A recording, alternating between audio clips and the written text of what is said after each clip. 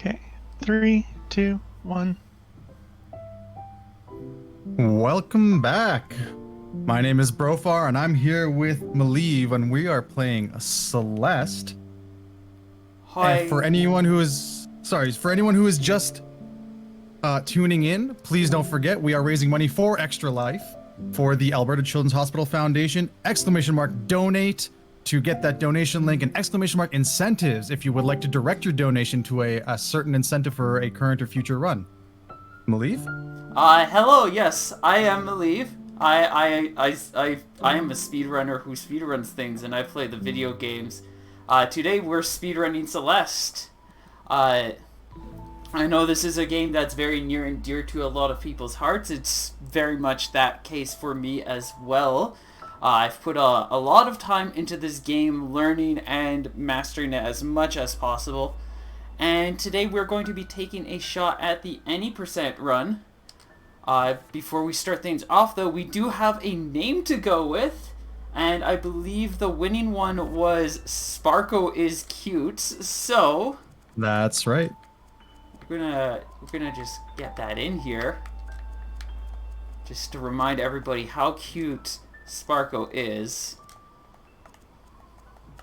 and we're just gonna cute. We really need to emphasize, and there we go. Sparko is cute, right there. So, time begins when I hit begin, and time will end once we've reached the summit. Things will begin in 5, 4, 3, 2, 1, go. And things should have started. The timer hasn't started. Wait, am I supposed to start the timer? I think you're okay. The timer hasn't started yet. Or did it? It might have. Whatever. We'll keep going. Yep, you're okay. You're okay. I didn't see the timer go up for me, so that's just me. We're fine. So, Celeste is a platformer, much akin to, a lot of people compare it to Super Meat Boy. Generally in the way that there's a lot of movement. The way the game is designed is very punishing, but it's meant to be it's really easy to make mistakes, and if you make a mistake, chances are there's a lot of cases where you will make that mistake and you'll die. But it's also very lenient in the way that it's designed its checkpoints, where every screen has its own checkpoint system or checkpoint room, which means if I die on this screen here, for example, I'll just respawn back here. We'll probably see me die quite a few times. I'm not an expert at this game yet, but I'm doing my best. Hopefully it's enough for all of you and that you'll have fun watching this go.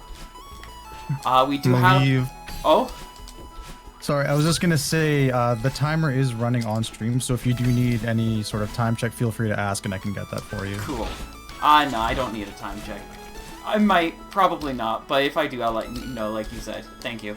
Absolutely. We're gonna do something a little extra here as well. Yo, you saw that I collected that one strawberry. That one is just a favorite that I like to collect anyways. But to celebrate the fact that this is the 7th Slurpathon, we're gonna try to grab about 7 strawberries on our journey to the top as well. Just a little bit of an extra thing on top. I know I personally enjoy collecting the even though I'm going to any percent, I like collecting at least a few of the strawberries.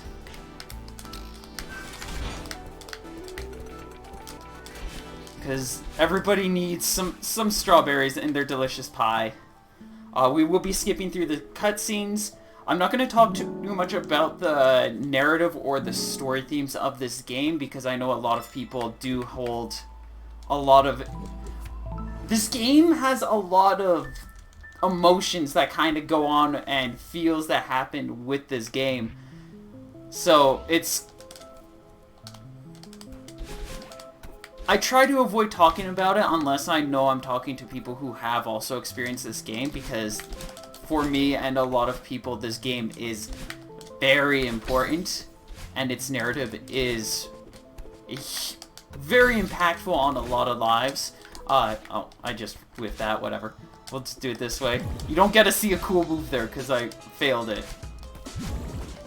But yeah, it's a really narratively heavy game. It's got a lot of big things that deal with anxiety, and just sense of self-worth. Definitely recommend checking out this game if you want to see what's kind of happening. You'll see things here and there, like hints at what's kind of going on. Maybe you can make out what's happening off of that, but I don't know. So one of the main mechanics that kind of come into this game is this dash. And the way you're able to use this dash leads into a lot of like flexibility towards how you can really maneuver around this game, because you can utilize the dash to kind of like build a momentum on the ground, or to get that extra little boost off the floor, or just an extra air movement. So you get a lot to really work with to be able to speed up your movement, get around the stage more efficiently, and kind of just work things around to your advantage as favorably as you can. I am going in with a lot more knowledge on a lot of the late game toolkit, which this is a game where you do have all of your abilities right from the start. You might not know it, but you can pretty much do everything right from the beginning of the game to the end. Minus like one thing that we'll see at the very end of the run. But yeah, they teach you a couple of newer things later into the game, but for the most part, yeah. Like once you've learned it, you can go back to previous levels and you can apply them to go through the previous stages even faster, more efficiently. And yeah, just do a better job. This game is very well designed for speedrunning in that regard. There's a lot of different shortcuts and paths that you can take to find the fastest route, the most efficient course. Also, yes, hello, I am a talking Kirby. I'm sure most of you have already noticed this by now. Hi, Poyo. But yeah, very beautiful game. It's got a lot of great music going for it too. I guess I could probably talk a... No, I mean, I already talked about movement. But yeah, there's a lot... Generally, there's just a lot going on with every little bit here and there. I'm gonna try to collect this strawberry here. Died. We'll get it this time. There we go. It's right along the path anyways. Like, a lot of the berries that I'll be picking up are just on the main path. Maybe a very slight detour, so we don't even have to worry about losing time. That key always scares me, because when you're moving optimally, it doesn't look like you even get the key. But, no, you get it. And it just takes a moment for it to kind of catch up and be like, oh right, you collected me.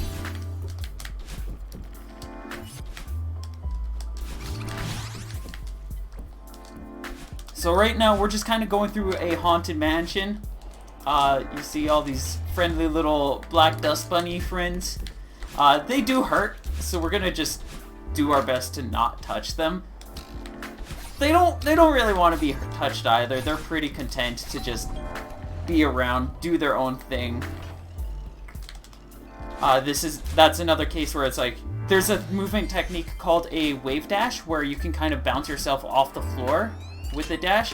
It gives you a high speed boost and allows you to refresh your dash so that you get a second one. It's a really good way just to keep your momentum and move through stages at a very high speed. Right here, this is one of the parts. In this case, we do have a split diverging path that we can take. There has been a optimized route that players do take. We're looking to get that key in the center of the room. As it currently stands, you do need to go through all three of the paths to unlock that key. So we're just gonna do our best to do just that. Get through here as quickly as possible. Face plant into some spikes because we love the feeling of spikes to the face. It's very, very good feeling. Very enjoyable. There is an incredible amount of support in the chat for you right now. Do you have time for a donation read? Yeah, we can get a couple of them going.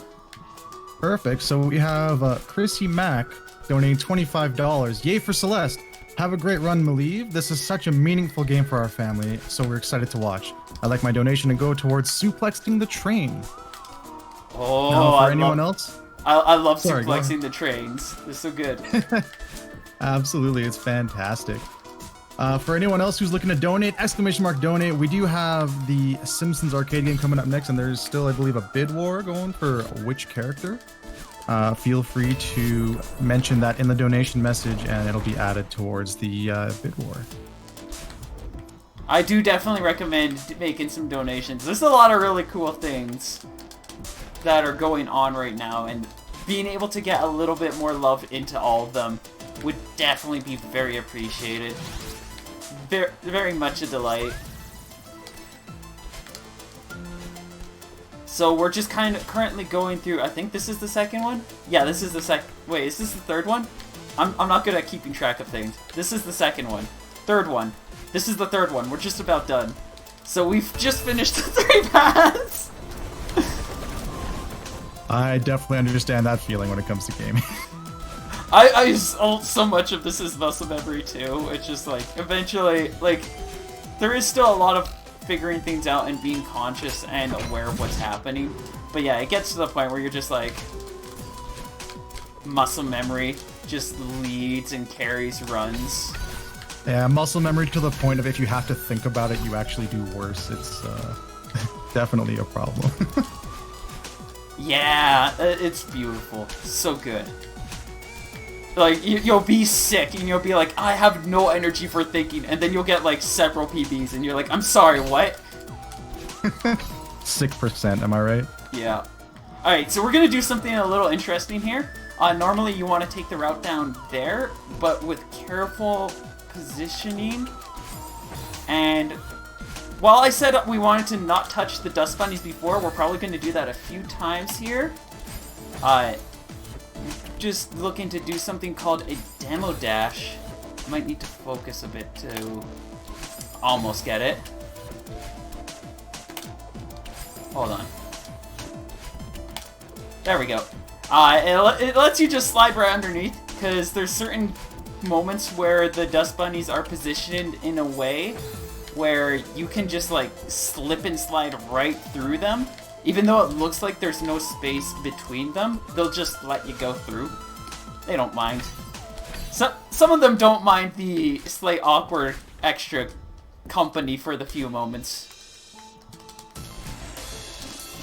We do now have a spooky ghost man. It is a little late for Halloween, but he is still a very spooky ghost man. And he wants to eat me, because he is very angry. So we're just gonna try not to get consumed by him, but, you know, sometimes... He's probably pretty hungry, so it's fine for him to have a light treat here and there. Preferably, I'd rather it not be me, but what can you do?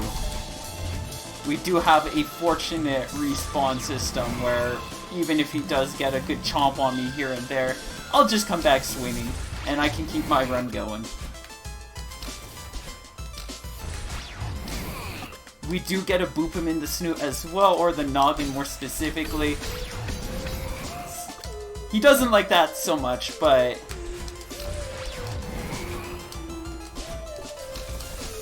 it does allow us to get some good momentum. There is going to be that mechanic will be more utilized later on in a different stage without him. But you can do it a couple of times there, mostly just for show in this case. But you still get some good fun. Alright, so that is our third? How many strawberries do we have? I'm sorry, I space out really easily, and I'm not... I think we should be good on strawberries on the route we take, because I figured this out like a while ago. but I'm not the best at keeping track of myself. We do have that blue bird friend. I like the bird friend. I like Granny here. She's nice.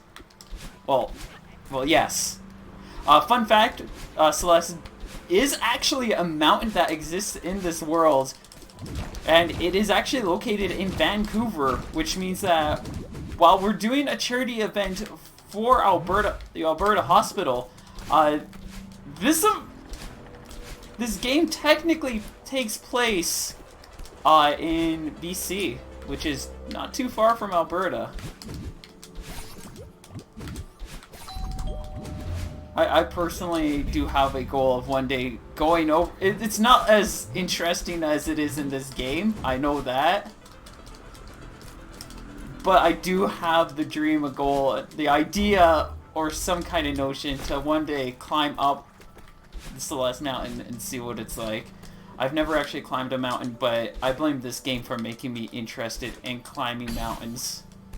Imagine getting there and it being exactly like this. I would be... I don't know how I'd feel about that. Like, it would be really cool, but also, like... I don't know, I wouldn't want an evil doppelganger following me around. Yeah, that would be undesirable to say the least. I mean, if I could befriend my evil doppelganger at the end, maybe it'd be fine. Take over the world together, you know, no big deal. I don't know, I think we just hang out, have a nice Sunday.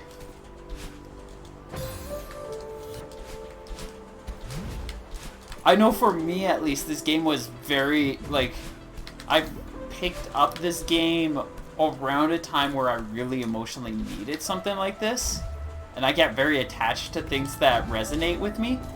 So, like, while it was this virtual character who is named Sparkle is Cute, I do feel the need to remind you all that is the character's canon name. Oh gods. That just... Okay, good. I got that checkpoint. But yes, this character's name is Sparkle is Cute. I do want to show this part. I don't do this properly. There's a much better optimized method to do this.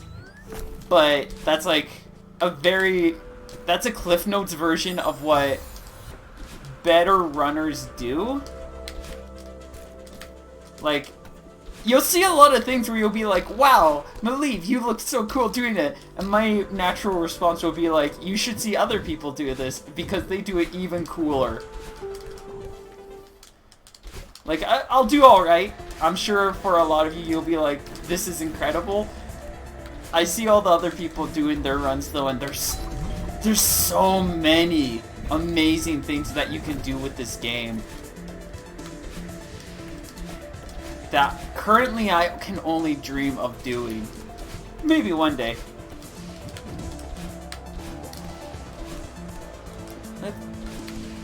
Oh. Let's try to get this one.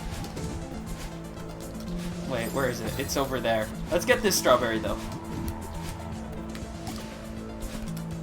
If I can just, like, time... You know what? No. There's better strawberries. Unless I happen to fall into the situation... Nah, we'll move on. That strawberry's a little awkward, a lot more awkward than I like to think it is. And I haven't put the practice into getting it. That's not one of the essential 7 strawberries anyways. There's still plenty of flexible options for me to take.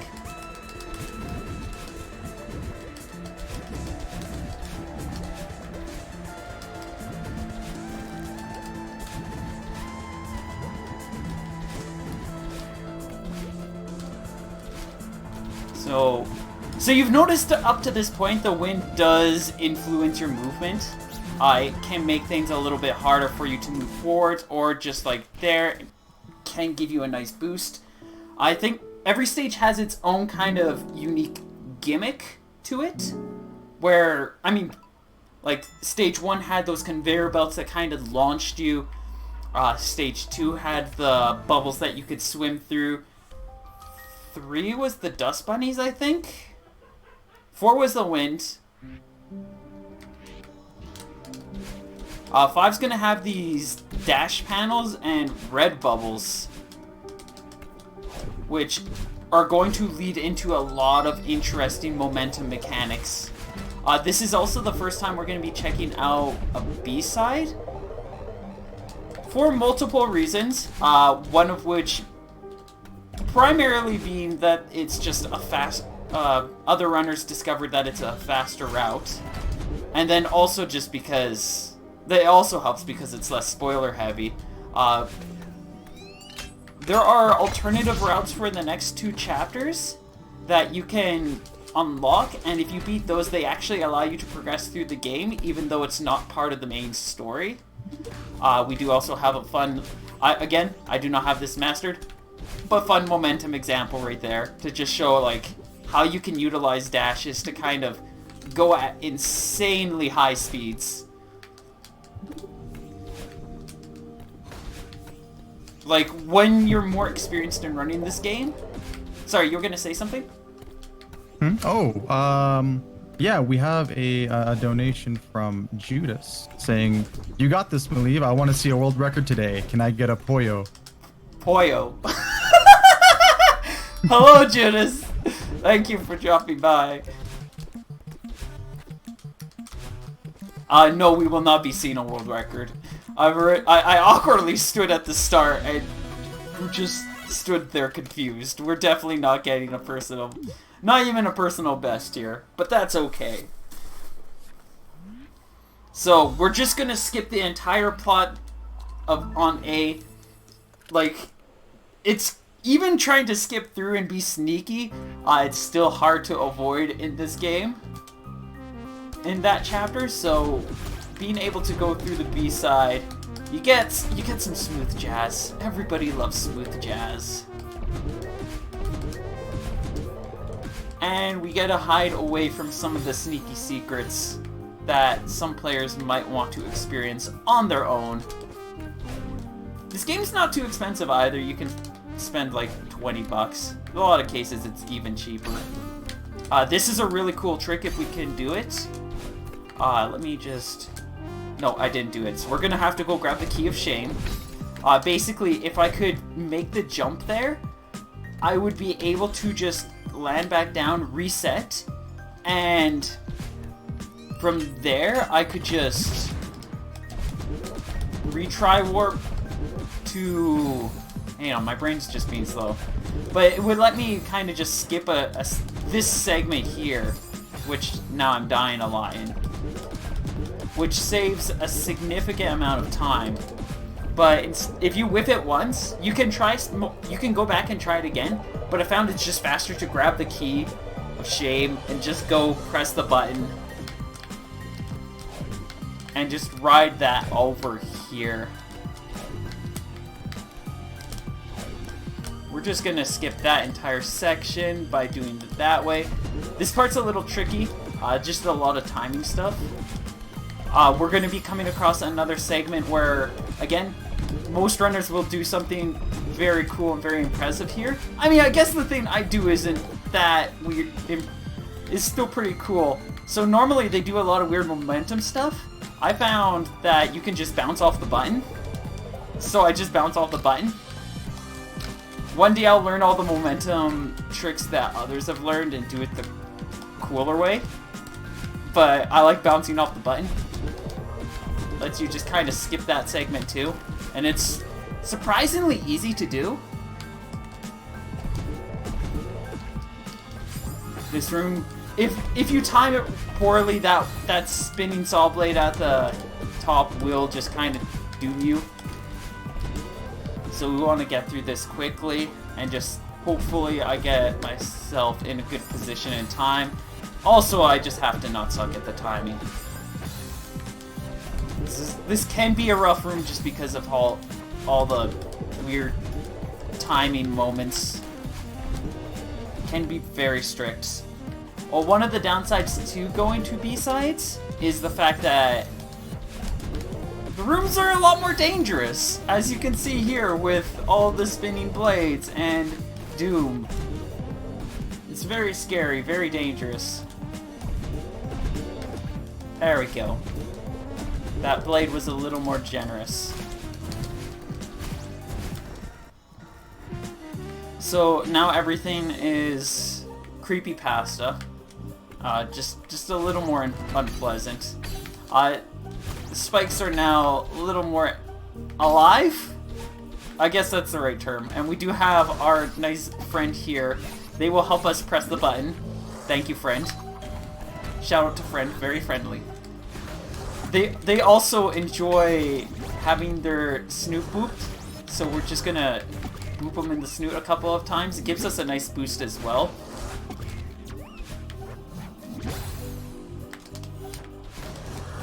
Which means that we can do a couple of nice things, some nice movement abilities. If I can get the positioning right. There we go. So we'll just wait here, let him kind of come back. We're gonna boop his snoot. He should break this. We didn't. Bad positioning again. Hang on, we got this. We got this. Just let him kind of slide by. This time he'll break it. There we go. See, very helpful, friends. Snoot booping hype. Yes. We did get a $50 donation from Tetrally saying hooray for Slurpathon. Thank you. Yes, hooray for Slurp. This is a very good event. This is the second time I'm running something. Specifically second time running Celeste here. And first time was really fun. I loved it so much. While it's unfortunate that they had to go online, just in my current state, it's probably better that they went online anyways. Definitely the safer choice, for sure. Oh, yeah. And in today's world, that's what we need. Yeah. We need safe strats. The world went... Absolutely. Too many people tried to go for risky strats and got hard punished for it, and now we all have to play safe strats because of them. So just remember, sometimes you just need to go with safe strats. You don't need to go with the risky plays. The time save isn't worth it. It's true. And speaking of things to remember, Alumento just donated $5 saying, in my timeless words, tentacles are temporary, jazz is eternal. Hi, Alu! Thank you! Oh, gods. I'm gonna blame Alu for that one. I got distracted. Forgot. Oh, great. So one of the downsides is if our friend in the crystal here, if he falls, we die too. So you want to make sure that he doesn't die. There we go. But we got through that room. Got some mere magic going through, and I'd probably say we're already getting close to the end. We've only got a couple more chapters to get through. That said, they are the meteor... I mean, beyond Chapter 3, they're probably the meteor of chapters in this game. I'd like to point out that Alu also said mission accomplished.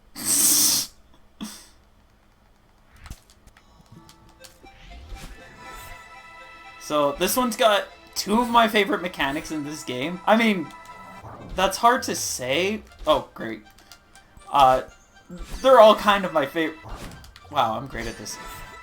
There's a lot of the ways they kind of run these mechanics together and how they mesh out with the world and the narrative and everything happening. Like, they're all kind of my favorite mechanics and abilities and everything. But this one's got these magic gold feathers. If you touch them, you turn into a ball? A concentrated form of energy, and you can kind of soar through the air with full, like, 360 control, so it's really nice. The other one, that mechanic that you'll see in this stage is that block friend that we just hit. I'm gonna be quiet for a moment. I want you to hear him. I'm doing this poorly, so we get a... Yeah, he's a beautiful grumbly friend. I love him so much. You get to hear a lot of the grumbly friend, because we're going to be coming across a lot of them as we unlock the B side, which will be through here. I like to go through this room nice and slow, because whenever I've tried to do this room fast, I've humiliated myself. So we play it safe, we play it slow, we get that B-side, get encased in a bubble, and then we can leave.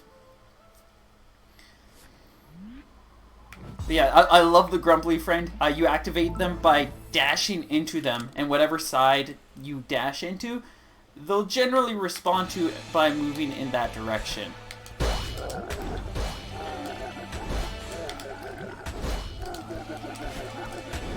And you can use them for all sorts of momentum shenanigans. Send yourself flying every which way at super high speeds. I forgot about my other favorite friend. We do get to see my other favorite friend here. I did the same problem twice. We'll see him in a moment, but basically it's another momentum type enemy. I mean, everything in this game is momentum based. But yeah, these guys here, if you jump on them at the right angle, they kind of bounce you off, and they can send you into many directions. Allows for some really cool movement.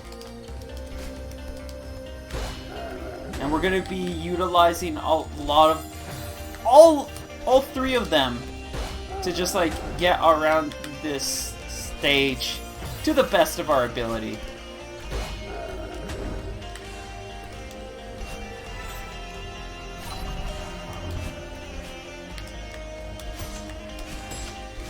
This one too, much like the previous B-side, it is significantly more harder than the standard form. That said, even without taking too many shortcuts, this one is significantly faster if you don't die 80 times. Unfortunately for me, I still die those 80 times, usually. But it's pretty close for me these days, so I figure I'm just gonna keep working with this. Learn and master this so that when I finally stop dying like a fool, then this will be much faster and I can actually have some like really much better times. As you can see clearly, I still have a lot to learn. You know, I just love the spikes. They're so delicious.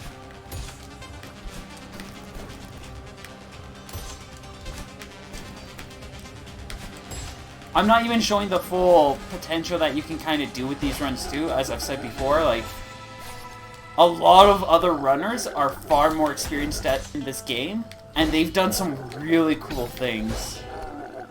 I definitely recommend checking out some of the other higher runs in speedrun.com just to see what people have cooked up. But even if you're not a master of that level, there's still a lot of challengers, a lot of fun in learning how to run this game. However you want to go through it, it's still perfectly valid to go through all of the A sides and just beat the game that way without touching any of the B sides. You can do single level segments, because each one, like, the game is very well designed for speedrunning. It's even got its own built-in timer that you can use for the entire game segment or for individual levels. You've even got checkpoints. It's easy to kind of just, even without like save states and that you usually need for older games, it's pretty easy to just go back and try a level out a few times or even a single room. It's a really good game. I like it. It's made me cry lots. It's very emotions. Has lots of emotions. You like emotions. This is a good game. It has lots of nice emotions in its dialogues.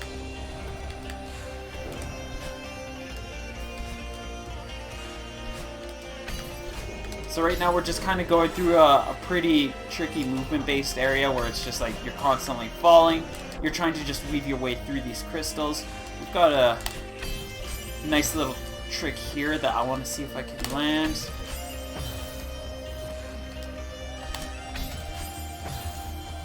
If I'm struggling too much, I'll just... Oh, there we go. You can... That's another demo dash area. You can kind of just like skip over that point. It doesn't save as much time as the first demo dash that we saw, but I really like that one. And I'm very happy that I've learned it, at least enough that I can kind of land it.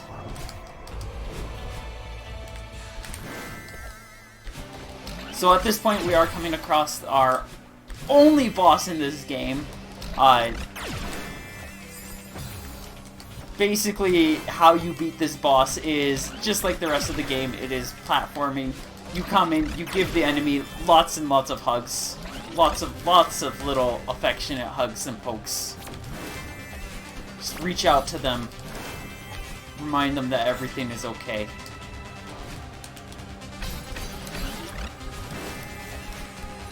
Unfortunately, they do have laser beams, which can make things a little difficult to hug. But it's okay, we'll figure our way around.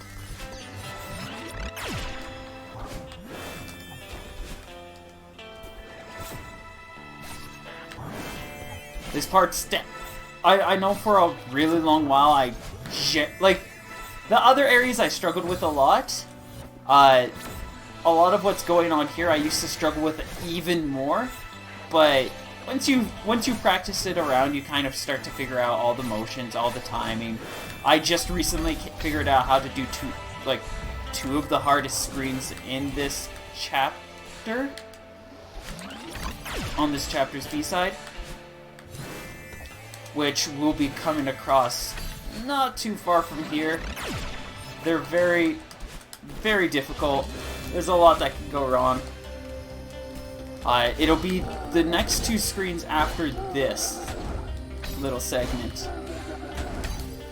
I do like this part because you got all of these friends. And you can do this little bit. And you can just kind of skip a little bit of the stage. So, with the practice I've put, we're gonna get this first try. It used to take me 10, 15 tries or so. So, there's good... I almost died there! I don't know how I didn't get crushed there, but I'll take it. This room I still kind of struggle with, but I've just kind of recently figured out, like, how to do this a little more optimally, or at least a little more safely. We can do it the base way of just, like,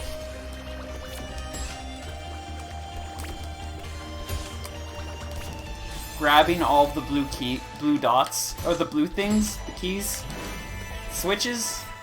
You can grab all of them and open up the door, but there's a... You can skip through there if you're able to time your motion right. It might take me a few tries, but I've been able to do it before. So let's give it a shot. I did that. I almost had it there, but I forgot to jump.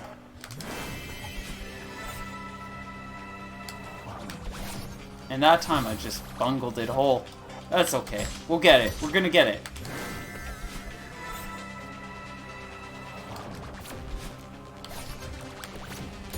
There we go. You can just kind of slide underneath there. So this part is a long run of itself. You've got several little segments, and if you mess up once on any of it, you've got to restart the entire thing. So it's important to do this as well as you can, because you can lose a lot of time here and on the next screen too. Fortunately, they're not... I mean, they're still difficult, but once you've warmed up to it, it's not too difficult to do. You just gotta dodge the lasers. You do the boops, and then you're free to go.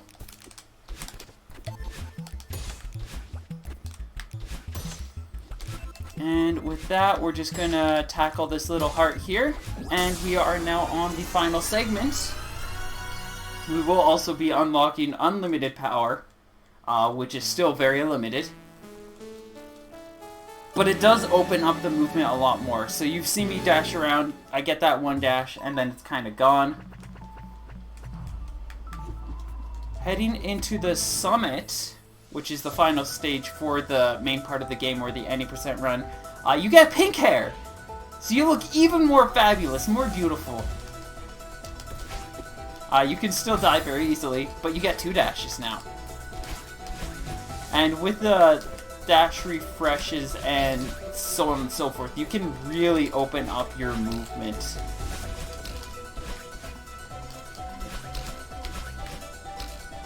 To do some really impressive things. Oof.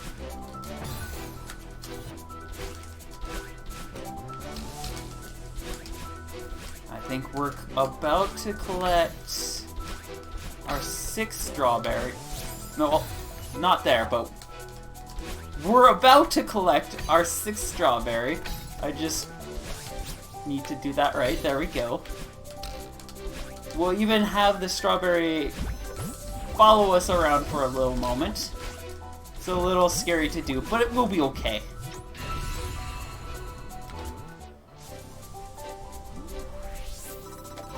Yeah, and that's our 6th one. So we just need one more strawberry to have a nice 7 berries for our Slurpathon 7.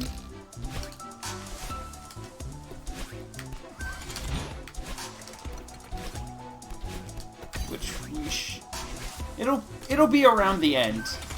So not at the end, but we'll be getting there.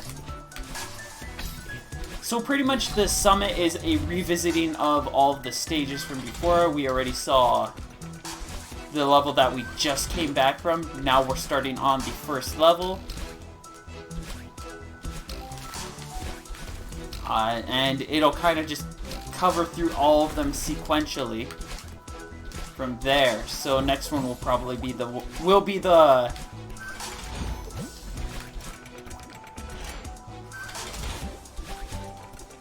with the things you swim through.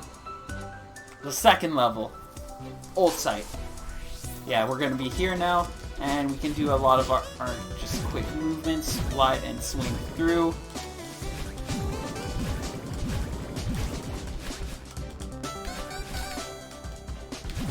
Just that, we'll just catch that. There we go.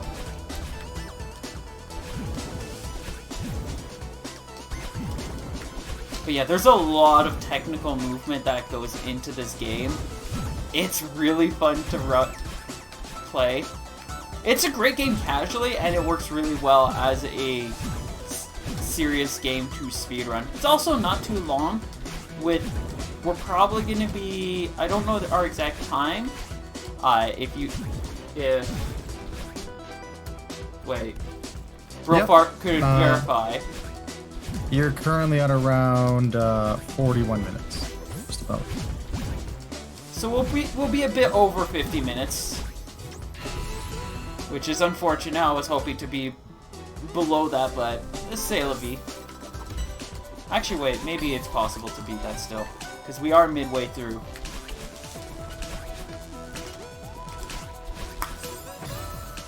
Wait, what was I saying before? Oh yeah, it's a pretty short. You can tear through the main story of this game in about an hour. Once you've figured things out. So it's not too it has a lot of technical movement going in, but it's not too out there it's not a huge investment like a lot of other top speedrunning games for people to kind of like figure out. So there's a lot of learning and growth that you can have, but that you're also not having to invest all of your time and energy to make it work. This screen's a little interesting. There's a lot of utilizing that momentum, if I do it right. And when it's done right, it looks very, very cool.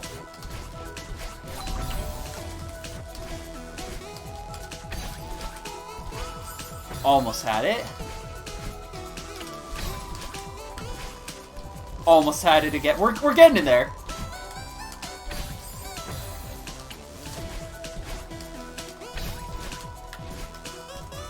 Almost. Well, that's close enough. We'll take it.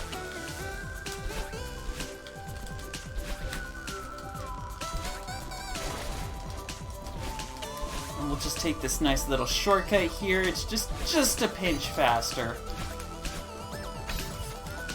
It's also a little bit safer than the alternative route that we could take.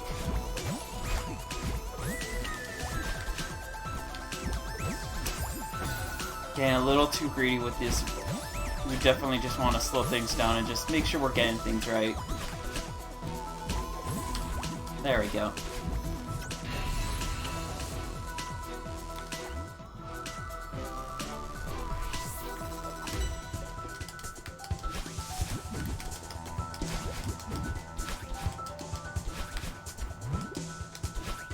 So at this point, like I said before, we're kind of just revisiting a lot of the previous stages. We're seeing a lot of mechanics be reused and kind of reset up in a way that plays off of the ability to double dash.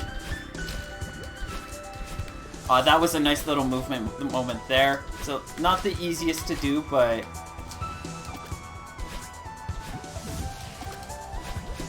definitely really rewarding to be able to score. I'm surprised that I managed to make some of those movements that I did there. We got to bounce off a couple of snowballs. I'm happy. Do we have time for a donation? Yes. Perfect. Meg has donated $50. Lisa deserves better. Let her kick some ass. Put this towards Lisa in Simpsons Arcade. For anyone else who's looking to donate to that bid war, you got just a couple minutes to decide on the character for this Simpsons Arcade game coming up next. Let's go, Lisa. Alright, and we are collecting our last strawberry for this run. There we go. 7 strawberries. We are set to go finish up and get to the end of this climb. Which we'll see who gets in. So Lisa is in the lead right now? I believe so, yes. By $50. Yo, let's go. Or actually by 45. Homer coming in second at $5. Homer with the $5. So this is the second last segment of the run. There's a lot of really cool movements that are going to be coming in here. I'm not the best at explaining them. Usually when I'm running this game, I'm not explaining things too much, so I know the first time I ran this at Slurpathon, I had somebody else covering, like, explaining everything that was happening. So I'm doing my best. Hopefully you all are enjoying the commentary that's been going on. There is a way to get your momentum to just shoot up through here without that red orb. I am not the experienced individual to do that, but it is definitely possible. Like, it's crazy what you can do in this game once you've really figured it out. We're actually going to be coming across a part where we can do something fairly cool here, where normally you would need to press these buttons here, but we can kind of just like slide underneath. It looks a lot harder than it actually is, but it's very, very satisfying just to slip by completely undeterred. No needing to press buttons. I do love pressing buttons, but those ones, we can leave them alone. In the name of speed.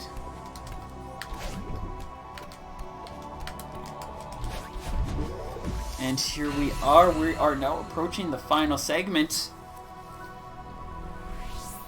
Just 30 steps. 30 things. We don't have to catch all of those, but those are going to be our checkpoints from here on. Whenever we catch them, that's where we'll be resetting, because these screens are going to be a chunk larger than what we've been seeing up to this point. We've also got the wind blowing down on us now, which makes climbing significantly harder.